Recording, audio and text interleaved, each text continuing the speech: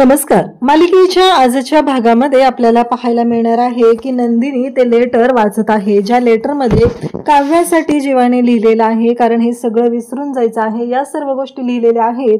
आणि ते नेमकं लेटर आता नंदिनीच्या हातात पडलेलं आहे, कारण नात्यामध्ये मूव्ह ऑन करायचं आहे. हे सगळं त्याच्यामध्ये जीवाने लिहिलेलं असतं, ते सगळं काव्यासाठी असतं. परंतु या सगळ्या गोष्टी अशा पद्धतीनं झालेल्या असतात. कारण इकडे हे जेव्हा घडत असतं तेव्हा नंदिनीला मात्र असं वाटत असतं की हे सगळं जीवाने माझ्यासाठी लिहिलेलं आहे, जीवाला हे नातं नको आहे, तर मला विचार केला पाहिजे. हे सगळं नंदिनीच्या डोक्यात आता सुरू झालेलं असतं आणि नंदिनीला खूप वाईट वाटत असतं. तिच्या डोळ्यातून पाणी येत असतं, ती रडत असते. तिचं असं म्हणणं असतं की नाही, मला या सगळ्यातून आता विचार करावा लागणार आहे. हे नंदिनीच्या डोक्यात सुरू झालेलं आहे. नंदिनीला वाईट तर वाटत आहे, कारण नातं संपवलं जाणार असतं, जीवासोबतचं हे नातं असतं आणि त्यासोबतचं हे सगळं घडत असतं. त्यानंतर आपल्याला पाहायला मिळतं की इकडे जीवाने अनिशाला फोन केलेला असतो आणि तो अनिशाला म्हणत असतो की तू ये आणि मला भेट, गेटच्या जवळ आलीस की कॉल कर, माझं एक काम आहे. अनिशा म्हणत असते फोनवर सांग ना तुझं काय काम आहे. तेव्हा मात्र इकडे जीवा सांगत असतो की नाही, मला तू येऊन प्रत्यक्षात भेट, त्यानंतरच मी सांगेल काय काम आहे. हे तो स्पष्टपणे तिथं सांगत असतो. त्यानंतर अनिशा म्हणत असते की हो चालेल, मी आले की फोन करते. अनिशा खरं तर सुरुवातीला नकारच देत असते, तिला ही गोष्ट पटतच नसते, म्हणून तिची चिडचिड चाललेली असते. पण जीवा तिला रिक्वेस्ट करत असतो, मी तुला खरंच सांगत आहे की मी जे काय सांगतोय ते ऐकून घे, असं म्हणत अनिशाला तो तिथे रिक्वेस्ट करत आहे, तिला सांगत आहे की प्लीज खरंच गरजेचं आहे म्हणून मी तुला सांगत आहे. त्यानंतर आपल्याला पाहायला मिळतं की इकडे ते लेटर जे आहे ते येतो आणि जीवा ते लेटर हातामध्ये घेतो. जीवाने ते लेटर हातामध्ये घेतल्यानंतर जीवाच्या लक्षात येतं की सगळं काय झालेलं आहे. मग जीवा ते लेटर घेतो आणि म्हणतो की काव्या, आजचा हा आता शेवटचा असणार आहे, आपल्या नात्यामध्ये आपल्याला आता मूव्ह ऑन करावंच लागणार आहे. हे सगळं त्याच्यामध्ये लिहिलेलं असतं आणि तो हे सांगत असतो. त्यासोबतच इकडे पाहायला मिळतं की जेव्हा या सर्व गोष्टी घडत असतात तेव्हा मात्र इकडे काव्या डोअरबेल वाजते म्हणून दरवाजा उघडायला गेलेली असते. काव्या जेव्हा दरवाजा उघडते तेव्हा काव्याला धक्का बसतो, कारण दारात आलेले असते ते म्हणजे दौलत मामा आणि मामी. त्या दोघांना बघून काव्याला तर धक्का बसलेला आहे. काव्याला असं वाटत आहे की माझ्या आयुष्याचं पूर्ण वाटोळं केलेलं आहे या माणसांनी आणि आता इथे दारात आलेले आहेत. आणि तेव्हा दौलत मामा काव्याला विचारतो, कशी आहेस काव्या. काव्याला मात्र इतका राग आलेला असतो ह्या गोष्टीचा, ही गोष्ट काव्याला सहनच होत नसते. काव्याचं असं म्हणणं असतं की नाही, काहीही झालं तरीही मी आता शांत राहणार नाही, हे सगळं बोलणं चाललेलं असतं. त्याचबरोबर इकडे काव्याला आठवत असतात त्या गोष्टी, म्हणजे आत्तापर्यंत लग्नामध्ये जे झालेलं होतं ते सगळे प्रसंग काव्याच्या डोळ्यासमोरून जात असतात आणि काव्या मात्र म्हणत असते की नाही, हे सगळं थांबलं पाहिजे. कारण तिला आठवतं ते म्हणजे त्या लग्नामध्ये तिच्यावर आणलेलं प्रेशर, तिला जे कंपल्सरी सांगितलं जात असतं तुला हे सगळं करावंच लागणार आहे, या सगळ्या गोष्टी काव्याला आठवत असतात. आणि काव्याला मात्र खूप राग आलेला असतो दौलत मामा आणि त्याचबरोबर आलेल्या मामीकडे पाहून काव्याच्या हातातलं पुस्तक खाली पडतं आणि मग दौलत मामा ते पुस्तक घेतो. जेव्हा तिथे काव्याच्या आणि काव्याच्या आईबाबांच्या तोंडाला काळं फसायला लोक आलेले असतात तेव्हा काव्याने त्यांना थांबा म्हणत थांबवलेलं असतं. तेव्हा मामा तिला म्हणालेलं असतो की हे बघ, काहीही झालं तरीही एक गोष्ट लक्षात ठेव, कारण जे घडत आहे ते इतकं भयानक होतं, त्यामुळं हा प्रसंग घडलेला होता, त्यामुळे या सगळ्या गोष्टी झालेल्या होत्या आणि तुला आता या सगळ्या गोष्टींचा विचार करावा लागणार आहे. हे सगळं तिला आठवत असतं आणि मामा जो आहे तो समोर उभा असतो. काव्याला आज खूप राग आलेला असतो. काव्या इतकी कधीच चिडलेली नव्हती, काव्याला इतका राग कधीच आलेला नव्हता. एवढी काव्या चिडलेली असते, कारण आजपर्यंत असं कधीच झालेलं नव्हतं. पण काव्याच्या आयुष्यात हे जे काही प्रसंग येऊन गेलेले आहेत याला जबाबदार फक्त दौलत मामा आहे आणि काव्याच्या घरचे आहेत, कारण त्यांच्यामुळंच हे सगळं झालेलं आहे असं काव्याचं म्हणणं आहे. तेवढ्यातच शारदा आणि काव्याचे बाबा तिथे बाहेर येतात. ते बाहेर आलेले असतात आणि ते दोघंजण तिथे आलेले असतात. तेव्हा मात्र काव्या जी आहे ती त्यांच्याकडे पाहत असते. तेव्हा ते म्हणत असतात की आज तू इथे. तेव्हा काव्याला प्रश्न पडलेला असतो की हे सगळे असे कसे आहेत, कारण एवढं सगळं होऊन पण हे एकमेकांशी एवढ्या चांगल्या पद्धतीनं कसं काय वागू शकतात, हा प्रश्न काव्याला पडलेला असतो. इकडे पार्थ फोनवरती बोलत असतो आणि पार्थच्या हातामध्ये पुस्तक असतं. पार्थला एवढंच वाटत असतं की नाही, आता मला पुस्तक हे अनिशाला द्यायचं आहे. तेवढ्यातच अनिशाचा कॉल येत असतो आणि पार्थ तिकडे फोनवरती बोलत असतो. जीवा तिथं आलेला असतो. जीवा म्हणतो, ही चिठ्ठी मी जर पुस्तकात घालून काव्याला दिली तर सगळ्या गोष्टी क्लिअर होतील. हे बोलणं चाललेलं असतं आणि मग जीवा तिथे येतो आणि पार्थला म्हणतो, तू बोल फोनवरती, तुझं काम करायचंय ना, ती अनिशा आली ना, तिला द्यायचंय ना हे पुस्तक, मी देतो तिला पुस्तक. तेव्हा पार्थ म्हणतो की नक्की करशील ना तू हे काम. तेव्हा जीवा सांगत असतो की हो मी नक्की करेल, काही प्रॉब्लेम नाहीये. असं म्हणत आता ते पुस्तक जे आहे ते घेऊन जीवा जाणार असतो. त्यासोबतच इकडे पाहायला मिळतं ते म्हणजे एवढ्या सगळ्या गोष्टी घडत असतात आणि त्या इतक्या भयानक पद्धतीनं घडतील असं स्वप्नातही वाटलेलं नव्हतं. आणि मग जीवाने ते पुस्तक आता हातात घेतलेलं असतं आणि जीवा ते पुस्तक घेऊन निघालेला असतो. जीवाला ते पुस्तक अनिशाला नेऊन द्यायचं असतं. अनिशाला पुस्तक द्यायला जीवा चाललेला असतो. त्याचबरोबर इकडे पाहायला मिळतं ते म्हणजे जीवा ती चिठ्ठी हातात घेतो आणि पुन्हा त्या चिठ्ठीकडे पाहत असतो. त्याला खूप वाईट वाटत असतं, कारण हा जो प्रसंग असतो तो इतका विचित्र पद्धतीने आलेला असतो. या सगळ्यातून मार्ग कसा काढायचा असतो, नक्की काय करायचं असतं, कोणत्याच गोष्टी कळत नसतात. कशा पद्धतीने यातून पुढे गेलं पाहिजे याबद्दल ही काहीच जाणवत नसतं. इकडे नंदिनी मात्र वेगळ्याच विचारात अडकलेली असते. नंदिनीला त्रास होत असतो. नंदिनीला कळत नाहीये की या सगळ्यातून मार्ग कसा काढला पाहिजे. हा प्रश्न नंदिनीला पडलेला असतो, कारण नंदिनीने जी चिठ्ठी वाचलेली असते ती चिठ्ठी काव्यासाठी लिहिलेली असते जीवाने, आणि ती चिठ्ठी नंदिनीने वाचल्यामुळे नंदिनीचा इकडे गैरसमज झालेला आहे. कोणाला काहीच कळत नाहीये या सगळ्या गोष्टी कशा पद्धतीने घडत असतात. आणि इकडे नंदिनीला आठवत असतं तिची मैत्रीण म्हणालेली असते, जे नातं निभवण्यात काहीच अर्थ नसेल तर ते नातं निभवायचं कशाला. ज्या नात्यामुळे आपल्या आयुष्यात प्रॉब्लेमच येणार असतील तर ते नातं ठेवायचं कशाला, हा प्रश्न पडलेला असतो. आणि नंदिनीला ते सगळं आठवत असतं. म्हणजे जर समोरच्याला जर आपली गरज नसेल, त्याला जर नातं टेकवायचं नसेल तर मात्र आपल्याला या नात्यातून बाहेर पडलं पाहिजे असं नंदिनीला वाटत असतं. आणि नंदिनी म्हणते की चालेल, जीवाला डिवोर्स हवा आहे ना, मी त्यांना डिवोर्स देईल आणि या नात्यातून त्यांना मोकळं करेल. हा विचार आता इकडे नंदिनीने केलेला आहे. आणि इकडे अनिशा आलेली आहे, तिला भेटायला आता आलेला असतो तो म्हणजे इकडे जीवा म्हणत असतो की हे लेटर दे. तेव्हा मात्र इकडे जीवाला ती म्हणत असते, काय चाललंय तुझं, एक तर माझ्या काव्याला तू असं सोडलंस आणि आता तिला तिच्या आयुष्यात ती मूव ऑन होते तर तिला मूव ऑन होऊ देत नाहीयेस तू, नक्की तुझ्या डोक्यात काय आहे. तेव्हा तो म्हणत असतो की अगं असं काय बोलतेस तू, एकदा ऐकून तरी घे मला काय म्हणायचंय ते. आणि त्यांच्या दोघांचं हे सगळं बोलणं चाललेलं असतं. तेव्हा मात्र सगळ्या गोष्टी क्लिअर होत असतात आणि मग तो सांगत असतो की मी नात्यामध्ये मूव ऑन होण्याचाच प्रयत्न करत आहे. इव्हन लग्नाच्या दिवशी पारदादाने तिच्या गळ्यात मंगळसूत्र घातलेलं होतं तेव्हा सुद्धा मी तिला सांगितलेलं होतं ते मंगळसूत्र काढ, आत्ताच्या आत्ता आपण जाऊया आणि सगळ्यांना सांगूया की हे लग्न नाही होऊ शकत. पण तिनं तेव्हा ऐकलं नाही आणि आता ती माझ्या मागे लागलेली आहे की हे नातं सर्वांना सांगायचंय. पण मी आता नाही सांगू शकत, कारण तिच्या घरचे माझ्या घरचे यांच्या बाबतीतला विचार करावा लागत आहे, कारण दुखावले जातील सगळे. त्यामुळे ही गोष्ट मी नाही कोणाला सांगू शकत. हे सगळं बोलणं चाललेलं असतं. अनिशा म्हणते, काय बोलतेस मग आता, हे लेटर कसलं, हे लव्ह लेटर लिहिलेस ना तू. तेव्हा मात्र जीवा म्हणत असतो की मी हे लव्ह लेटर नाही लिहिलेलं, ह्या लेटरमुळं फायदाच होणार आहे झाला तर, कारण या लेटरमुळे बऱ्याच गोष्टी क्लिअर होणार आहेत आणि काव्याला तिच्या आयुष्यात मूव ऑन करण्यासाठी त्रास होणार, तिला फायदा होणार आहे. हे सगळं बोलणं सुरू झालेलं असतं. तेव्हा मात्र इकडे अनिशा म्हणत असते म्हणजे, तेव्हा जीवा सांगत असतो की हो, दोघांनीही आयुष्यात मूव ऑन होण्यासाठीच हे लेटर मी लिहिलेलं आहे आणि हे लेटर वाचून तिला फायदाच होणार आहे. मान्य मला, अगं अंगावरचा शर्ट काढून टाकावा एवढं साधं नाही आमचं नातं.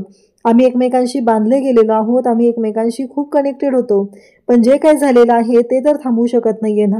अनिशा म्हणते, हे सगळं तू खरं बोलतोयस. तेव्हा जीवा सांगत असतो की हो, हे सगळं जे आहे ते मी खरं बोलत आहे. तेव्हा मात्र जीवाने हे सगळं सांगितल्यानंतर मात्र इकडे अनिशाला धक्का बसलेला असतो, कारण अनिशा विचार करत असते या सगळ्या गोष्टी इतक्या भयानक आहेत. म्हणजे जीवाने त्याच्या बाजूने सगळा प्रयत्न केलेला होता, पण हे जे काही आयुष्यात त्याच्या घडलेलं आहे त्याच्यामुळं ही सगळी उलतापालट झालेली आहे. तेव्हा तो म्हणत असतो की मी नंदिनीलाही त्रास नाही देऊ शकत, कारण तिचा विवाह संस्थेवरचा लग्नावरचा विश्वास उडून जाईल. जी नंदिनी आज दोन प्रेम करणाऱ्या जीवांना एकत्र आणण्यासाठी एवढी धडपडत असते, त्या नंदिनीशी मी असं कसं वागू, हे सगळं तो बोलत असतो. त्यानंतर इकडे पाहायला मिळतं ते म्हणजे अनिशालाही आता वाईट वाटलेलं असतं, कारण जीवाच्या डोळ्यात पाणी आलेलं असतं. जीवा म्हणत असतो, प्लीज हे लेटर काव्याला दे, काव्याला या गोष्टीचा फायदा होणार आहे असं त्यांनी सांगितलेलं असतं. आणि तेव्हा मात्र इकडे या सर्व गोष्टी जेव्हा घडत असतात तेव्हा मात्र आता या सगळ्या गोष्टीतून मार्ग काढत पुढे जायचं असतं, हे ठरलेलं असतं. जीवाने ते लेटर आता अनिशेच्या हातात दिलेलं आहे आणि तिला सांगितलेलं आहे की लवकरात लवकर तू याच्यावरती हे लेटर काव्याला नेऊन दे आणि एकदा का हे लेटर काव्याला दिलंस तरच पुढच्या गोष्टी क्लिअर होणार आहेत, हे सगळं ठरलेलं असतं. त्यानंतर इकडे पाहायला मिळतं की जेव्हा ह्या सर्व गोष्टी घडत असतात तेव्हा दौलत मामा इकडे आलेला असतो आणि दौलत मामा म्हणत असतो, मीनूच्या लग्नाच्या वेळेसही आम्ही फोन केलेला होता, परंतु मीनूच्या लग्नाच्या वेळेस हे सगळं होऊ शकलेलं नाही. मला माहिती होतं तेव्हा तुम्ही नाराज होता. आता चिनूचं लग्न ठरलेलं आहे आणि चिनूच्या लग्नाला तर तुम्ही याल ना, म्हणून मी पत्रिका घेऊन आलेलो आहे. तेव्हा मात्र इकडे हे बोलत असतात, ते म्हणत असतात की हो नक्की येऊ, कारण कसं आहे आपल्याच लेकरांच्या वरती राग करायची काय गरज आहे, कारण आपलीच माणसं आहेत, किती दिवस राग धरून बसायचं आहे आपल्या माणसांवरती, हे बोलणं चाललेलं असतं. आणि त्याच वेळी इकडे काव्य मात्र या सगळ्यांकडे पाहत असते. काव्य म्हणत असते, काय आहेत ही माणसं, माझ्या आयुष्याची राख रांगोळी केली या माणसांनी आणि आता मात्र एकमेकांना मिठ्या मारतायत. कारण काव्याचे बाबा धनंजय सुद्धा दौलतला मिठी मारत असतात, अभिनंदन करत असतात, चिनूचं व्यवस्थित आहे ना, मीनूचं सगळं ठीक चाललंय ना, हे त्यांचं बोलणं चाललेलं असतं. आणि ते सगळेजण बोलत असतात आणि तेव्हा पत्रिका दिली जाते आणि मग पेढेही आणलेले असतात, पेढेही दिले जातात. तेव्हा मात्र काव्या असली तापलेली असते की ती म्हणत असते की ही माणसं आहेत का राक्षस आहेत, नक्की यांच्या सगळ्यांच्या डोक्यात काय चाललेलं आहे, हा प्रश्न तिला पडलेला असतो. ती म्हणत असते की खरंच या माणसांचं ना मला कळतच नाहीये, ही अशी कशी वागू शकतात माणसं, हा प्रश्न तिला पडलेला असतो. आणि ती मात्र म्हणत असते की नाही, काहीही झालं तरीही या सगळ्या माणसांच्या बाबतीत मला विचार केला पाहिजे. तिला राग आलेला असतो, तिच्या डोक्यात अशी तिडीक गेलेली असते, तिला सुचत नसतं. ती म्हणत असते की नाही मला बोलावं लागणारच आहे. तेव्हा शारदा म्हणत असते की अगं असं काय करतेस, किती दिवस आपल्या माणसांवर राग धरणार आहोत, आणि जे झालं ते झालं. शेवटी इकडे मामा म्हणतो की जे नियतीच्या मनात आहे तेच झालेलं आहे. काव्याचा राग असा तिथे ज्वालामुखीसारखा बाहेर पडणार असतो, एवढी काव्य तापलेली असते. काव्या म्हणत असते की यांनी माझ्या आयुष्याचं वाटोळं केलेलं आहे आणि आता नियतीवर दोष देऊन रिकामे झालेले आहेत. यांनी जराही विचार केलेला नाही माझ्या बाबतीत, मला काय वाटलं असेल, माझ्या बाबतीत काय झालं असेल, या कोणत्याच गोष्टींचा विचार या लोकांनी केलेला नाही. यांनी फक्त यांचा स्वार्थ बघितला आणि आत्ताही यांना असं वाटत आहे यांच्या मनाप्रमाणे सगळं झालं पाहिजे, म्हणून या सगळ्या लोकांना आता त्यांचा स्वार्थ महत्त्वाचा वाटत आहे. आता मात्र काव्याला खूप राग आलेला असतो, काव्याची खूप चिडचिड झालेली असते. काव्या मात्र भयानक चिडलेली असते, कारण धनंजय आणि दौलत एकमेकांना मिठी मारत असतात. काव्या रागाने त्यांच्याकडे पाहत असते. तिला कळत नसतं की हे माणसं आहेत का कोण आहेत, हे अशा पद्धतीनं कशी वागू शकतात, असे प्रश्न काव्याला पडलेले असतात. आणि इकडे आता एकमेकांना पेढे दिले जात असतात. तेव्हा मात्र इकडे काव्या जी आहे ती भयानक अशी चिडलेली असते आणि ती म्हणत असते की खूप झालं, आता मी सहन करणार नाही. आणि मग इकडे मामी काव्याला पेढा द्यायला जात असते. तेव्हा मात्र काव्याकडे ती जाते. मामा म्हणतो, काव्याला नको देऊस पेढा, असं म्हणता क्षणी सगळ्यांना धक्का बसलेला असतो. म्हणजे अचानक असं का बोललं गेलं, हा प्रश्न पडलेला असतो. आणि तेव्हा मात्र इकडे मामा म्हणतो, अगं तिच्या हातात नको देऊस ग, तिला भरवतो पेढा, हे बोलणं सुरू झालेलं असतं.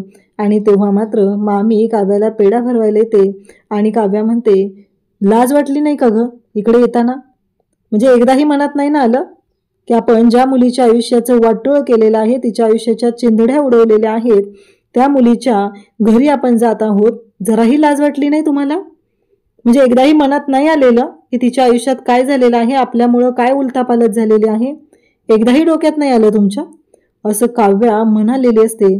तेव्हा मात्र सगळेजण तिथं पाहत असतात. काव्या म्हणत असते, कसं आहे आता चिनूच्या लग्नाचं तुम्ही बोलत आहात, चिनू बाबतीत तर तिला विचारलंय का, तिच्या पसंतीप्रमाणे लग्नाचा निर्णय घेतलाय का आत्ताही दुसरी काव्या तुम्ही बळी देण्यासाठी तिथं सज्ज झालेले आहात. धनंजय म्हणत असतो की काय झालंय काव्या, कारण धनंजय अगदी चेष्टेत बोलत असतो, काव्याला गोड आवडत नाही का असं चाललेलं असतं. नाही, लग्नानंतर सवयी बदलतात असं धनंजयचं बोलणं असतं. तेव्हा मात्र इकडे काव्या म्हणत असते की बस झालं, कारण धनंजयचं म्हणणं आहे की रात्री पार्थराव आले होते, काव्याच्या आवडीची पेस्ट्री घेऊन आले होते आणि त्यांनी काव्याला ती पेस्ट्री भरवलेली आहे असं बोलणं चाललेलं असतं. पण काव्या मात्र भयानक चिडलेली असते. काव्या म्हणत असते बस झालं, आणि एवढ्यावर भरीच भर म्हणून मामी तिला विचारते कधी देणार आहेस गोड बातमी. मग तर आता बघायलाच नको. काव्याचा राग जो अनावर झालेला असतो तो इतका जबरदस्त असतो की कोणी त्याच्यामध्ये जळून खाक होईल इतका भयानक असा काव्याचा राग असतो. आणि काव्या मात्र तिकडे पाहत असते. मामाला म्हणत असते जराही लाज वाटलेली नाहीये तुला, इकडे येताना, माझ्या दारात येताना जराही तू विचार केला नाहीस. म्हणजे विचार कर की तू एका मुलीच्या आयुष्याचं वाटोळं केलेलं आहेस आणि आत्ता तिच्या दारात येऊन तिची माफी मागत आहे. एकदाही विचार केला नाहीस, एकदाही वाटलं नाहीये ना की त्या मुलीच्या बाबतीत आपण जो निर्णय घेतलेला आहे तो काय म्हणून घेतलेला होता, त्याचे परिणाम काय होणार आहेत. त्या भरमंडपामध्ये एकानेही मला विचारलं नाही. प्रत्येकाला प्रत्येकाचा स्वार्थ महत्वाचा होता आणि तुम्ही प्रत्येक जण तुमचा स्वार्थ बघत होता, कारण तुमच्यासाठी तुमचा स्वार्थ महत्वाचा होता. तुमच्या स्वतःचं नाक कापलं जाईल या गोष्टीची काळजी वाटत होती. एकानेही मला येऊन विचारलं नाही की तुझं काय म्हणणं आहे, तुला काय वाटतं. कोणीच मला विचारलं नाही. तुम्ही फक्त तुमचा स्वार्थ बघत राहिला आणि तुम्ही बळी दिला तो या काव्याचा बळी दिला. माझ्या मनात काय चाललेलं होतं, माझ्याबद्दल काय वाटत होतं, कोणाला काहीच पडलेलं नव्हतं. तुम्हाला फक्त काळजी होती ती तुमच्या स्वतःची इज्जत वाचवण्याची. बाकी तुम्हाला कोणाला काही पडलेलं नव्हतं. काव्या हे सगळं बोलत असते, लाज अब्रू काढत असते, हे सगळं बोलत असते. काव्याने जराही विचार केलेला नसतो की मोठी माणसं आहेत, आपण त्यांच्याशी नाही बोललं पाहिजे. तेव्हा ती मामीला म्हणत असते की माझ्या आयुष्याची राख रांगोळी केलेली आहे तुम्ही, माझा बळी दिलेला आहे, मला कापलेला आहे तुम्ही, असं म्हणत काव्या चिडून बोलत असते. काव्याला मात्र खूप राग आलेला असतो आणि त्याचबरोबर ह्या सर्व गोष्टी घडत असतात. इकडे धनंजय, शारदा काव्याला समजवण्याचा प्रयत्न करत असतात. काव्या म्हणत असते की ज्या माणसांमुळे माझ्या आयुष्याचं वाटोळं झालेलं आहे त्यांना तुम्ही मिठ्या मारत आहात, त्यांना माफ केलं म्हणत आहात, जराही तुम्ही विचार करत नाही आहेत माझा की मला काय वाटत आहे याचा. आणि हे सगळं काव्या बोलत असते. काव्या म्हणत असते त्यावेळी एकानेही माझा विचार केला नाही. प्रत्येकाला तुमची स्वतःची कातडी वाचवायची होती, त्यासाठी तुम्ही निर्णय घेत होता. त्या दिवशी तुम्ही कधी एकदा विचारलं का मला माझ्या मनात काय चालू आहे. आणि एवढी तापलेली काव्या का चिडलेली आहे हे मात्र आईला चांगलंच कळलेलं असतं, कारण आईला माहिती आहे की काव्याच्या आयुष्याचं वाटोळ झालेलं आहे आणि जे झालेलं आहे त्याला जबाबदार आपण आहोत, कारण काव्याचं जीवावरती प्रेम होतं आणि आपण काव्याचं पार्थसोबत लग्न लावलेलं आहे. काव्या जेव्हा त्या घरात राहत आहे तेव्हा काव्याच्या मनाची अवस्था काय झाली असेल याची कल्पना शारदाला आहे. त्यामुळं शारदा मात्र शांत बसलेली असते आणि काव्या मात्र बोलत असते. काव्याला बाबा समजवत असतात तू अशा पद्धतीने नाही बोलू शकत, मोठी माणसं आहेत. पण काव्याला मात्र ऐकूनच घ्यायचं नसतं, कारण तिचा रागच तेवढा अनावर झालेला असतो. उद्याच्या भागात आपल्याला पाहायला मिळणार आहे की गुरुजी घरी आलेले असतात आणि गुरुजी मानिनीशी बोलत असतात. ते म्हणत असतात की काव्या आणि पार्थच्या संसारात आता विघ्न येणार आहे. तेव्हा मानिनी म्हणत असते आता त्यांच्या आयुष्यात काय विघ्न येणार आहे, काय झाले नक्की गुरुजी, असं मानिनी विचारत असते. तेव्हा मात्र गुरुजी म्हणत असतात की हे बघा आता आलेही असेल. तेव्हा तिला प्रश्न पडलेला असतो. इकडे पार्थ ॲडव्होकेटला भेटायला गेलेला असतो, त्याच्या ऑफिसच्या कामासाठी गेलेला असतो आणि नेमकं त्याच वकिलांना काव्या देशमुखचा फोन आलेला असतो आणि काव्या देशमुख जी आहे ती वकिलांशी बोलत असते, त्यांना सांगत असते. आणि तेव्हा आता पार्थही तिथे असतो. काव्या नक्की वकिलांशी काय बोलणार आहे, तिचा काय निर्णय झालेला आहे हे आपल्याला पुढे पाहायला मिळणार आहे. अशाच अपडेटसाठी चॅनलशी कनेक्ट राहा. थँक्यू.